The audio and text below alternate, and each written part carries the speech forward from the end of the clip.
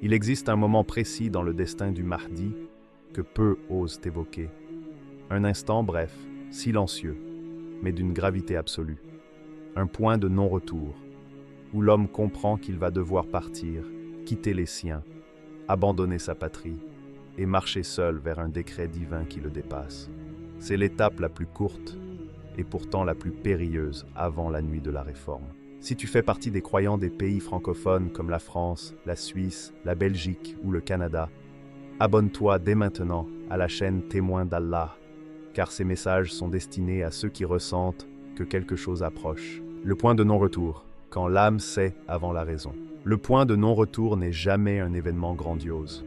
Il n'est pas marqué par un feu dans le ciel, ni par une voix tonitruante qui proclame la destinée. Il se dépose dans le silence, au creux de l'âme, presque imperceptiblement, jusqu'à ce que le cœur sente, avant même que la pensée ne puisse l'analyser. Le Mahdi le perçoit avec une clarté qui échappe à la raison. C'est comme une gravité soudaine qui attire l'âme vers un horizon invisible, un poids doux et implacable à la fois, qui signale la fin d'une ère personnelle, la fin de tout ce qu'il a connu jusque-là. Une certitude silencieuse s'installe. Sa vie telle qu'il l'a toujours vécue touche à sa fin. Rien, extérieurement, ne trahit ce bouleversement.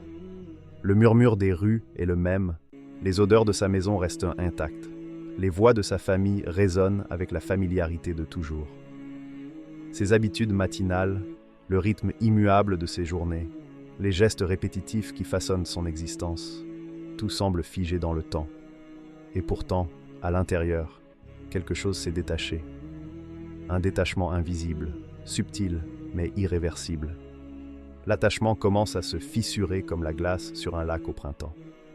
Les liens qui l'ancraient, qui donnaient sens à son quotidien, deviennent douloureux, non par faiblesse, mais par la nécessité divine de les sacrifier. Il comprend que ce qu'il aime profondément ne pourra pas le suivre dans ce qui vient. Il doit laisser derrière lui ce qu'il chérit le plus pour se préparer à ce qui est au-delà de toute compréhension humaine. Cette fissure intérieure est silencieuse et presque imperceptible pour ceux qui l'entourent. Ses proches continuent de rire, de parler, de vivre normalement, inconscients du basculement invisible qui s'opère dans le cœur de l'homme destiné à la réforme. Et c'est précisément cette invisibilité qui rend l'épreuve plus intense. Car le Mahdi est appelé à se préparer dans la solitude même parmi les siens, à ressentir le poids de l'abandon avant que quiconque puisse comprendre la portée de ce qu'il vit. Chaque sourire échangé, chaque geste affectueux devient un rappel de ce qu'il doit bientôt quitter. Et cette conscience aiguise l'âme, la purifie, la prépare à l'inévitable. Le point de non-retour n'a pas de calendrier fixe. Il peut surgir en un instant, dans le silence d'une méditation intérieure, dans le vide d'une nuit où le sommeil refuse de venir, ou même dans un instant banal, lorsqu'un détail banal déclenche une compréhension brutale. C'est le moment où tout semble ordinaire, et pourtant tout est transformé. L'âme sait avant la raison, et cette connaissance ne peut être ignorée. Elle est un signal divin, une lumière qui éclaire le chemin vers l'inéluctable. Rien ne pourra détourner le Mahdi de cette route, car la compréhension rationnelle n'a plus de prise. La décision, bien qu'invisible et silencieuse, est irrévocable. À ce stade, il ressent une pression spirituelle intense. C'est une concentration de force invisible, un poids éthéré mais tangible qui pèse sur le cœur et l'esprit. Il sait qu'il ne pourra pas emmener tout le monde avec lui. Ceux qu'il aime le plus devront rester derrière, protégés ou non par le destin. Il sait que chaque explication serait vaine à ce moment précis. Il doit obéir avant de pouvoir enseigner, marcher avant d'être cru. Et c'est cette solitude volontaire qui prépare l'âme à recevoir ce qui vient. Dans cette phase, l'homme ordinaire s'efface pour laisser émerger celui qui doit devenir le guide, le réformateur, celui qui porte une mission qui transcende tout attachement personnel. Il existe une tension particulière entre l'amour et l'obéissance. Le Mahdi aime profondément sa famille, son pays, ses racines, et pourtant, il est appelé à les sacrifier. L'amour se transforme alors en force silencieuse, en moteur intérieur qui le pousse à se détacher avec une conscience aiguë. Chaque pause intérieure vers le détachement est douloureux, mais nécessaire. Il apprend à voir la valeur de ses liens, non pas comme un fardeau à protéger, mais comme un trésor à honorer avant de le laisser derrière. L'abandon volontaire devient un acte de pureté, un engagement silencieux envers la mission divine qui l'attend. La solitude qu'il ressent est aussi un révélateur. Elle expose ses faiblesses, ses peurs, ses hésitations. Elle met en lumière tout ce qui pourrait le retenir et l'empêcher de franchir le seuil décisif. Et pourtant, c'est dans cette exposition totale que la préparation se fait. Chaque émotion, chaque souvenir, chaque regret est transformé en force intérieure. Le Mahdi apprend à marcher avec ses contradictions, à avancer malgré les fissures, à accepter que la douleur fasse partie intégrante de la préparation. Car sans ce passage par le vide, sans ce détachement intérieur, la mission ne pourrait jamais être accomplie. Le point de non-retour est donc à la fois un test et une révélation. Il ne se manifeste pas par des signes visibles, mais par une évidence intérieure, une certitude silencieuse qui transcende toute logique. L'homme sent qu'il ne reviendra jamais en arrière, et cette perception n'est pas effrayante, mais éclairante. Elle lui montre le chemin de la réforme, le prépare à la nuit qui approche, et établit un état de conscience où chaque décision, chaque geste, chaque pensée devient alignée sur ce qui est divinement nécessaire. C'est une transition qui transforme le Mahdi, le dépouille de tout ce qui est humainement confortable pour le préparer à l'extraordinaire. Ce moment, bien que bref dans la chronologie humaine, est dense de signification. Il concentre toute l'intensité de ce que signifie obéir, se détacher et s'ouvrir à la mission divine. C'est un instant où la conscience humaine atteint une clarté inhabituelle, où la séparation intérieure précède toute séparation extérieure, où la solitude devient un creuset pour l'âme. Le Mahdi apprend ici que le point de non-retour n'est pas une fin, mais un commencement silencieux. Une transition imperceptible pour les yeux du monde, mais monumentale pour le cœur et l'esprit. Dans cette phase, le spectateur qui suit ce récit est invité à ressentir la tension, à percevoir la profondeur de ce détachement, à comprendre que le véritable courage n'est pas seulement dans l'action visible, mais dans l'acceptation intérieure de ce qui doit être abandonné. Chaque pensée, chaque émotion du Mahdi devient un miroir dans lequel chacun peut observer sa propre capacité à faire face à l'inévitable. Cette expérience spirituelle, presque palpable, établit un lien entre le récit et l'âme du spectateur, le préparant à suivre le reste du chemin avec une attention soutenue et une sensibilité accrue. Ainsi, le point de non-retour n'est pas seulement une étape du Mahdi, c'est un appel à l'intériorité, à la conscience profonde, à la compréhension que certaines décisions, certaines ruptures, certaines solitudes sont nécessaires pour que la lumière de la réforme puisse enfin se manifester. Et bien que rien n'ait changé à l'extérieur, tout a basculé à l'intérieur. L'homme qui marchait parmi les siens est déjà sur le seuil d'un destin qui le dépasse, prêt à franchir le chemin que l'âme seule peut reconnaître, même avant que la raison ne l'ait compris. L'épreuve de l'abandon, quitter sans être compris. Abandonner sa famille n'est pas un acte de lâcheté. Il ne s'agit pas de fuir, de s'échapper ou de chercher le confort ailleurs. C'est une épreuve intérieure d'une cruauté insondable pour quiconque possède un cœur juste, pour quiconque comprend la valeur des liens et de l'amour inconditionnel. Le Mahdi ne quitte pas ceux qu'il chérit parce qu'il n'éprouve plus de tendresse ou d'affection. Au contraire, il porte cette affection comme un fardeau lumineux, un poids qu'il doit déposer pour marcher vers l'inconnu. Sa mission exige une solitude radicale, une rupture silencieuse avec tout ce qui lui est familier et sécurisant. Et cette rupture est peut-être le passage le plus difficile pour son âme humaine. À ce stade, il ne peut pas expliquer. Même les mots les plus sincères seraient mal interprétés, fragilisés par les émotions humaines et la peur de l'incompréhension. Parler serait une erreur, une distraction dangereuse. Chaque explication deviendrait une question, chaque justification un obstacle. Ceux qui l'aiment le plus ne pourraient pas saisir la profondeur de ce silence, la nécessité de cette distance soudaine. Et c'est précisément cette incompréhension qui rend cette étape si périlleuse. Il doit avancer, seul, sous le regard des siens, parfois accusé de les délaisser, alors que sa vérité la plus profonde est de se sacrifier pour eux et pour une cause supérieure. Le Mahdi accepte cette image déformée de lui-même. Il sait qu'il sera vu comme celui qui abandonne, celui qui choisit ses propres désirs sur les liens du cœur.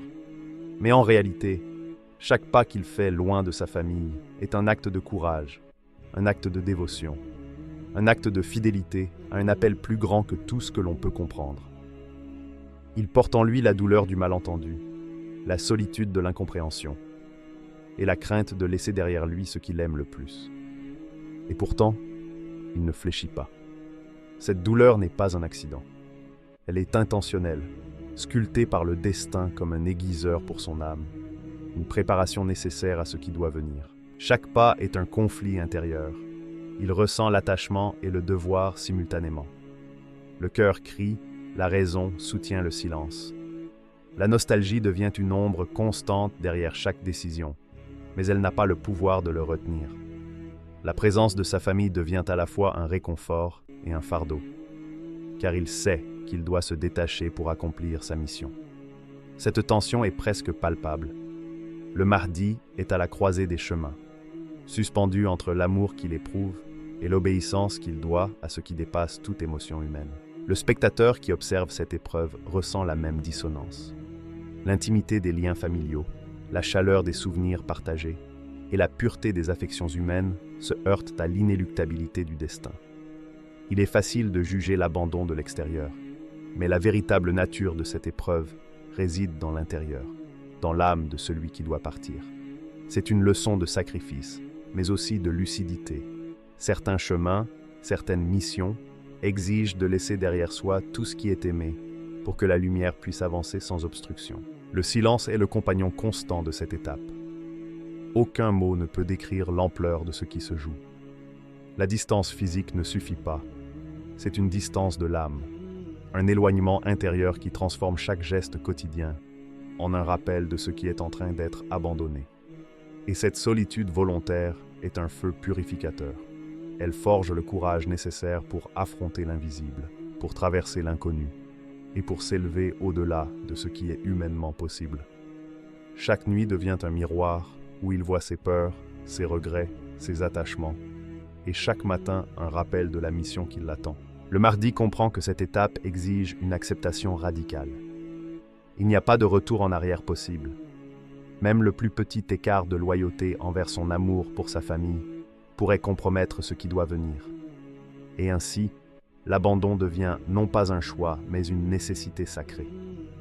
Il doit marcher, non pour lui, mais pour l'appel qui l'attend. Et chaque pas, chaque respiration, devient un acte de foi silencieux. Ce paradoxe, d'aimer et de quitter en même temps, est la quintessence de l'épreuve humaine à son sommet.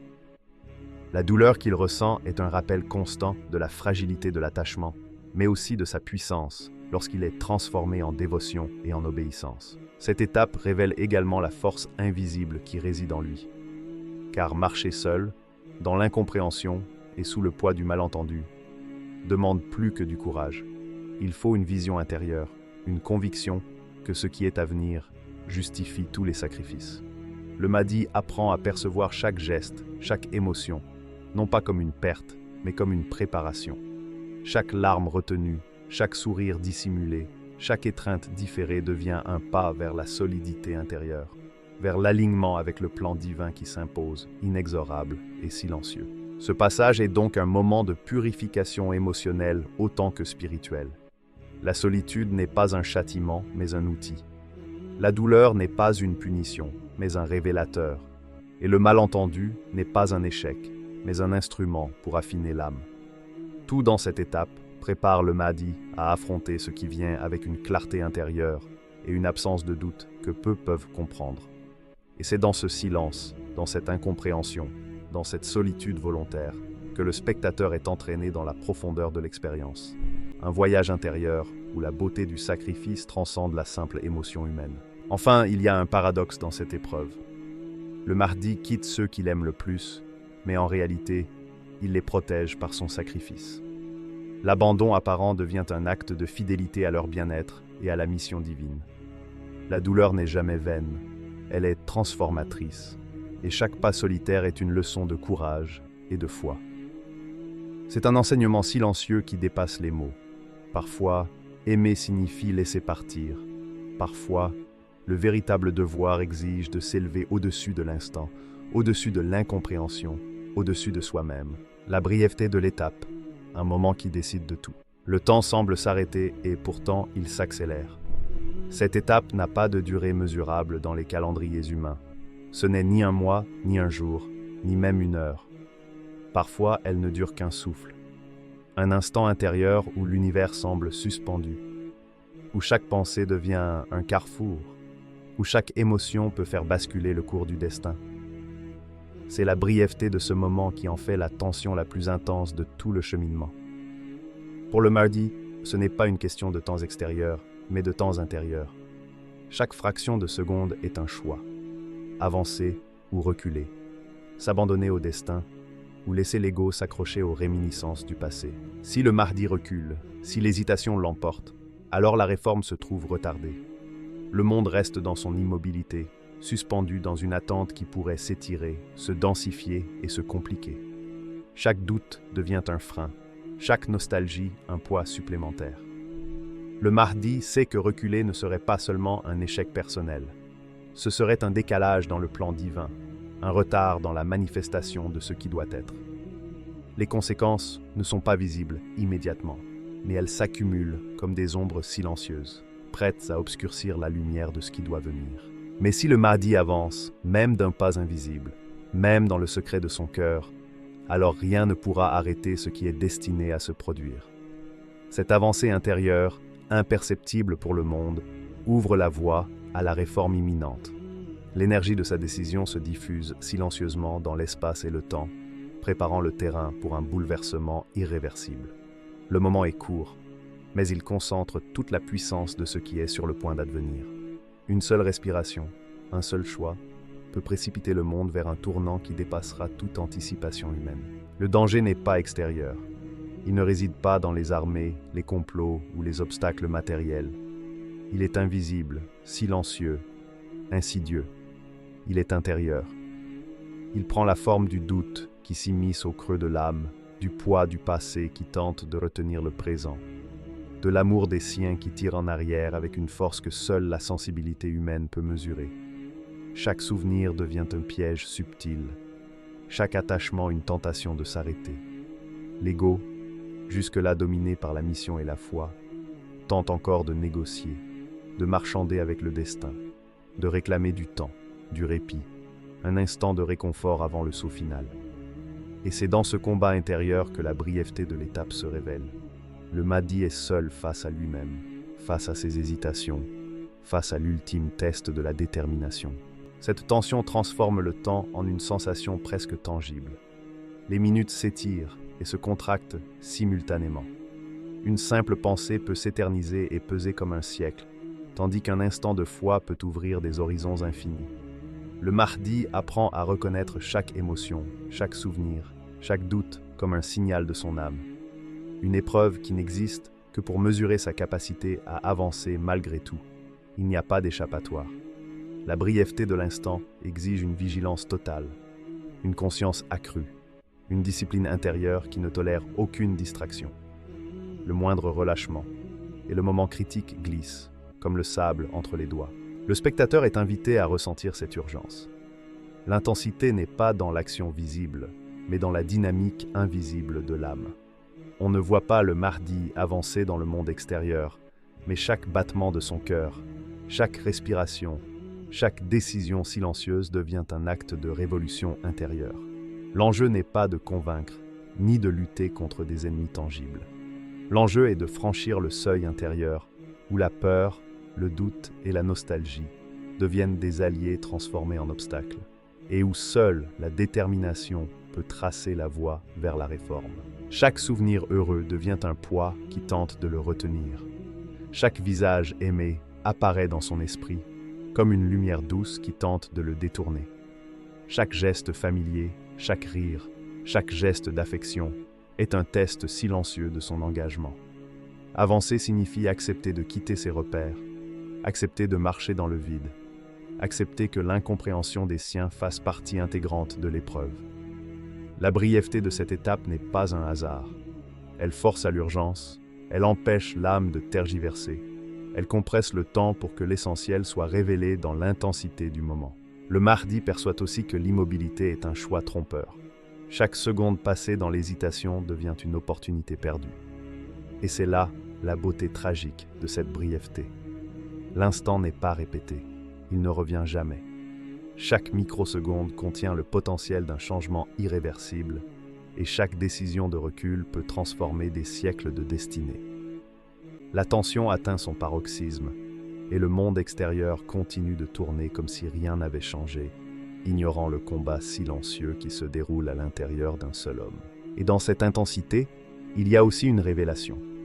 La brièveté de l'étape enseigne que ce n'est pas la durée qui définit la grandeur, mais la qualité de l'engagement. Ce moment unique, suspendu, décide de tout. La foi et la détermination condensées dans un souffle suffisent pour précipiter le destin. La nostalgie, le doute, la peur et l'attachement deviennent alors des instruments de purification. Ils testent, ils affinent, ils préparent. Le mardi apprend que même l'instant le plus court peut contenir toute l'éternité s'il est vécu avec conscience et courage. Enfin, ce moment montre que la décision véritable est intérieure. Il ne s'agit pas d'être vu, ni compris, ni applaudi. Il s'agit de franchir le seuil dans la certitude silencieuse que l'avancée est inévitable et nécessaire. Le mardi devient le maître de son instant, et par ce contrôle intérieur, il influence l'onde invisible du destin. Dans cette courte étape, tout bascule. L'ego peut encore tenter de négocier, mais l'âme, elle, sait. Et lorsque le choix est fait, le monde entier, même sans le savoir, se prépare à être transformé par ce simple acte intérieur, invisible, mais irrésistible. La solitude avant la nuit de la réforme. Une fois le seuil franchi, lorsque le point de non-retour a été dépassé et que la brièveté de l'étape a imprimé sa décision dans l'âme, le mardi entre dans un royaume que peu peuvent concevoir. Il se tient entre deux mondes, celui de l'homme qu'il était, avec ses attaches, ses habitudes, et celui de la mission qui l'attend, grande et inexorable. Il n'est ni pleinement reconnu, ni totalement réformé. Il n'est pas encore soutenu par ceux qui comprendront sa voie, ni entouré de ceux qui marcheront à ses côtés dans la lumière de la réforme. Il existe dans un espace liminal, une frontière intérieure, où chaque respiration est une méditation sur l'essentiel, et chaque geste, un acte de purification. Cette solitude n'a rien de matériel. Elle n'est pas l'isolement imposé par les murs ou par la distance. Elle est invisible aux yeux du monde, mais palpable dans l'intensité silencieuse de l'âme. Les bruits familiers de la vie, les rires, les conversations, les réconforts humains, tout cela devient secondaire, presque étranger. L'homme qui marchait parmi les siens se retrouve soudain face à lui-même, seul avec la mission qui le dépasse et le prépare à l'invisible. Il n'y a personne pour comprendre l'ampleur de ce qu'il vit, personne pour partager le poids de ce vide. Et c'est dans cette absence que l'âme est mise à nu, exposée à elle-même, confrontée à sa propre fragilité et à sa propre force. Chaque pas devient un rituel silencieux. Marcher n'est plus un simple mouvement physique. C'est un acte de purification, un moyen d'éliminer progressivement les couches de l'humanité ordinaire, celles qui détournent le cœur de l'essentiel. Le mardi apprend à avancer avec légèreté, laissant derrière lui ce qui l'ancre encore au monde matériel. L'attachement aux biens, aux opinions des autres, aux sécurités illusoires. Chaque renoncement, aussi minime soit-il, est un pas de plus vers l'ouverture complète du cœur. La solitude devient un creuset où l'âme se transforme, où chaque sensation, chaque pensée est filtrée, épurée, prête à accueillir la lumière de la réforme. Cette marche silencieuse est aussi une méditation. Les moments de repos, lorsqu'ils viennent, ne sont jamais pour l'oubli, mais pour l'introspection. Le Mahdi scrute ses intentions, examine ses réactions, observe chaque attachement et chaque pulsion intérieure. Il reconnaît la présence du doute, mais ne le laisse pas dicter ses actions. Il accueille la nostalgie, mais ne s'y abandonne pas. Il ressent l'amour de ceux qu'il laisse derrière lui, mais ne s'y accroche pas. Cette discipline intérieure, silencieuse et presque invisible, est ce qui prépare le cœur à être complètement vidé de toute appartenance autre que divine.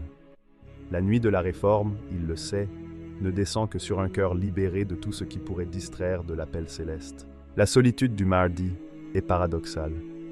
Elle est à la fois lourde et légère. Lourd, car elle porte le poids de l'abandon et de l'incompréhension. Lourd, car chaque pas isolé amplifie la conscience des sacrifices faits. Lourd, car il ressent la tension de ce qui reste à venir. Mais elle est aussi légère, car elle le détache progressivement des limites humaines, le prépare à marcher dans l'invisible, à agir dans la dimension où la matière et la reconnaissance humaine n'ont plus de pouvoir. Cette légèreté, née de la purification et du renoncement, est le signe que l'âme s'affranchit, qu'elle devient apte à recevoir ce qui est au-delà de toute perception humaine. Le spectateur qui suit cette transformation est invité à ressentir l'intensité silencieuse de chaque pas. L'attention est attirée non pas sur ce qui est visible, mais sur ce qui se joue à l'intérieur. Le rythme lent de la marche, l'isolement, le silence, tous ces éléments sont autant de vecteurs d'immersion. On commence à comprendre que la grandeur de ce qui vient ne réside pas dans le spectacle extérieur, mais dans la profondeur de la préparation intérieure. Chaque mouvement, chaque renoncement, chaque instant de solitude contribue à sculpter un cœur capable de recevoir l'invisible, capable de devenir le réceptacle de la réforme. Le Mahdi traverse un paysage intérieur complexe, où les émotions se mêlent et se dissolvent. La nostalgie devient une vague qu'il observe sans s'y noyer. La peur devient une lumière qui révèle la force de son engagement. L'amour qu'il porte à sa famille et à sa patrie devient un feu silencieux, qui nourrit sa détermination sans l'ancrer aux limites humaines.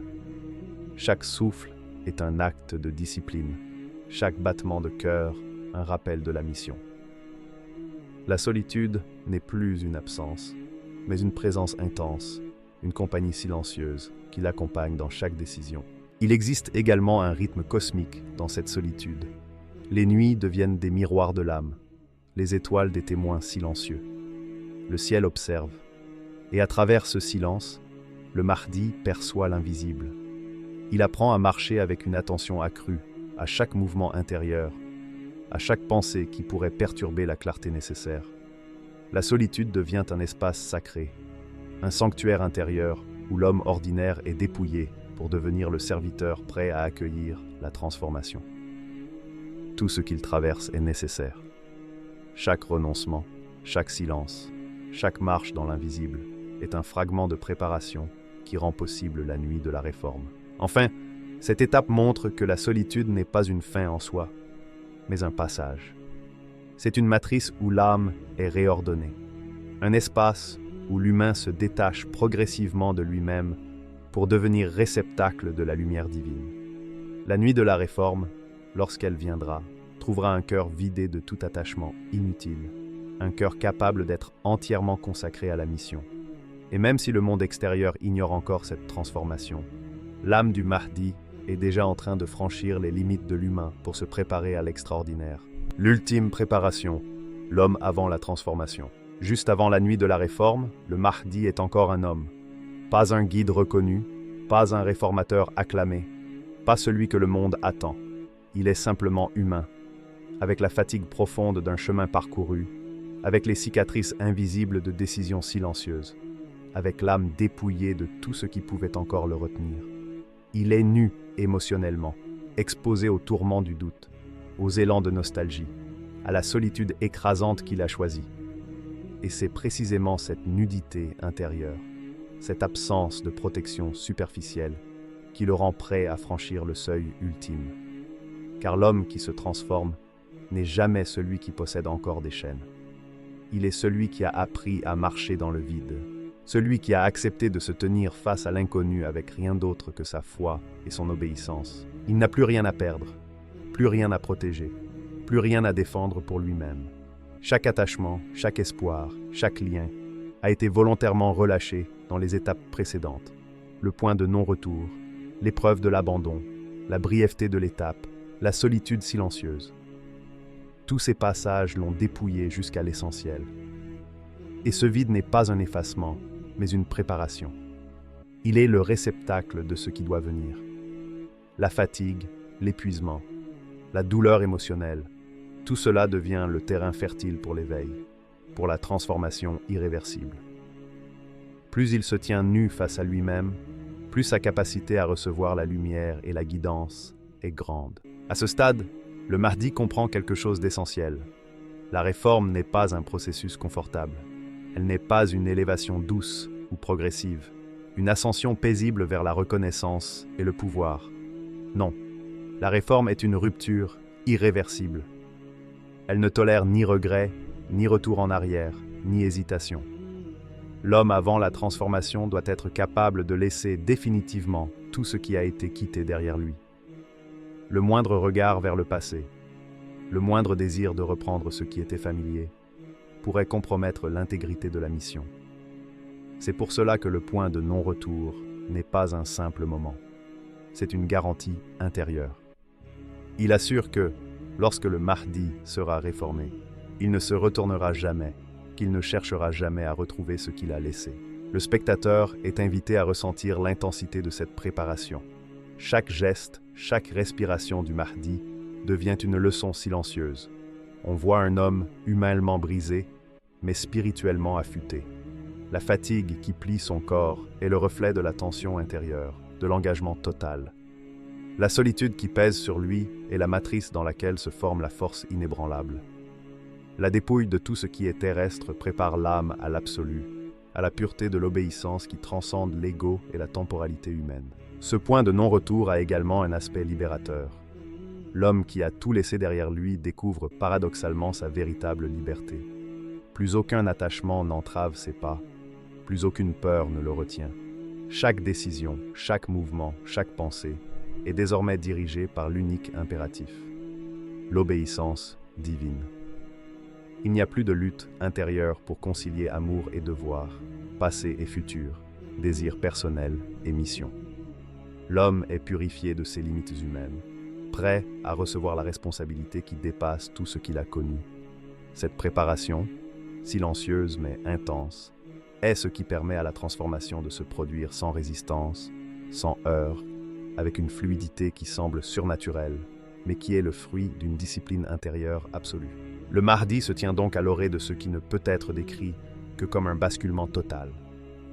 L'homme qu'il était est déjà mort dans le silence de son âme, et celui qu'il doit devenir est encore invisible aux yeux du monde. Chaque instant est une accumulation de petites morts intérieures, la mort des attachements, la mort des désirs personnels, la mort de l'illusion de contrôle sur son propre destin.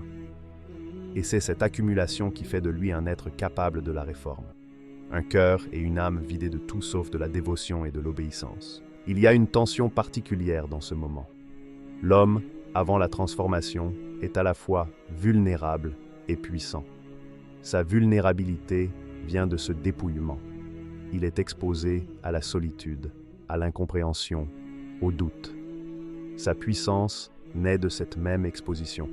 Aucun attachement n'entrave sa volonté, aucune crainte ne freine sa marche. C'est cette dynamique, la fragilité et la force combinée qui préparent le Mahdi à traverser la nuit de la réforme. Sans cette préparation extrême, la transformation ne serait que superficielle. Avec elle, elle devient irréversible. Chaque pensée, chaque respiration, chaque mouvement est un rituel silencieux. Il se prépare à recevoir la lumière et la guidance, à marcher dans l'invisible, à agir dans le monde sans être encore reconnu. Il est fatigué, émotionnellement vidé, mais paradoxalement prêt. Car il sait que le véritable pouvoir ne réside pas dans la force physique ni dans la reconnaissance sociale, mais dans la capacité de l'âme à s'aligner totalement sur ce qui dépasse toute mesure humaine. L'homme avant la transformation est un terrain préparé, un creuset prêt à accueillir l'extraordinaire. Enfin, ce dernier stade révèle une leçon universelle. Il montre que le véritable changement, la vraie élévation, n'est pas confortable. Elle exige la dépouille, la solitude, le lâcher-prise et la fidélité à l'appel qui transcende tout. L'homme avant la transformation ne cherche rien pour lui-même. Il n'a plus rien à protéger, ni à défendre. Il n'existe que pour l'obéissance pure. Et c'est cette obéissance qui le rend capable de franchir le seuil de l'invisible, de recevoir la lumière de la réforme et de ne jamais se retourner vers ce qu'il a laissé derrière lui.